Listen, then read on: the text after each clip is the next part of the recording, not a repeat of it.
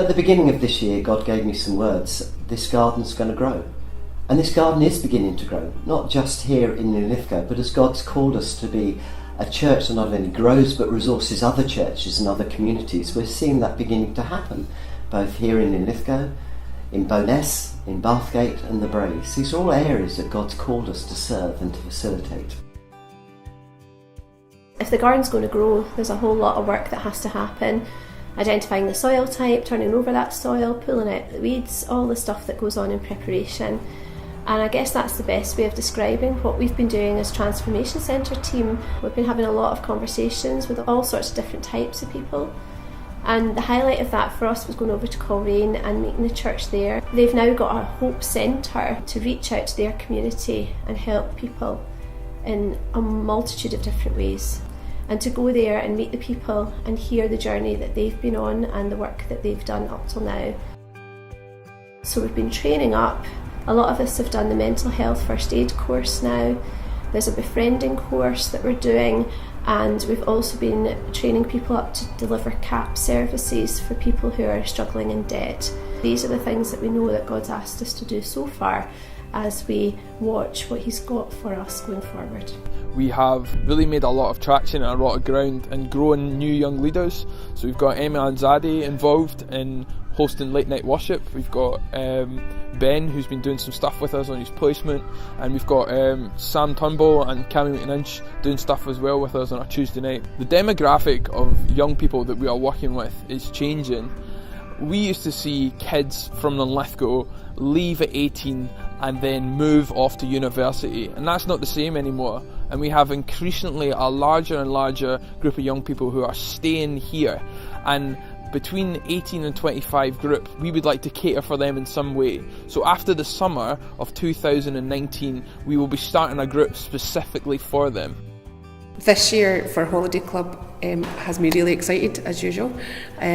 We have all the churches in Linlithgow joined in. So we've got St Ninian, St Peter's, St John's, St Michael's, all working together for the kids of the town and the families of the town. And that's the thread that I'm finding through my work, is that I'm loving getting people together and working in unity. The afternoon toddlers has really taken off. I've loved getting to know the parents, the grandparents, the carers, the childminders that come along. I've started a befriending type approach, so some of the grandparents and parents that feel they can give to the parents that are struggling are now meeting on a one-to-one basis, which is absolutely fantastic, and I've had really, really good feedback on that. We've been meeting here for just about a year, and we've seen the church begin to grow and begin to take root in this local community. Going forward into the year ahead, I want to see that grow. I want to see our influence grow. I want to see people, new people come, people who don't know Jesus. I want to see people getting saved. I want to see people for whom Church at the Barony is their church, the place where they meet their brothers and sisters in Christ, and the place where they meet with Jesus. Our passage for the year, Romans 12 verses 9 to 13, says this: Don't just pretend to love others, really love them. Hate what is wrong, hold tightly to what is good. Love each other with genuine affection, and take delight in honouring each other. Never be lazy. Work hard and serve the Lord enthusiastically.